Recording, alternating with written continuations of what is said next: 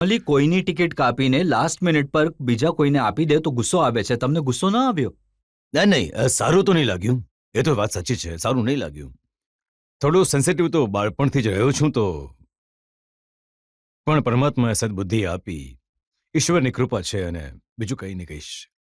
ઈશ્વરની કૃપા છે. તો પછી પહેલી વાર એમએલએ ક્યારે બન્યા? 77માં, એ પણ ચૌધરી ચરણસિંહ જે મને સિંગબોલ બનાવ્યો જનસંઘથી.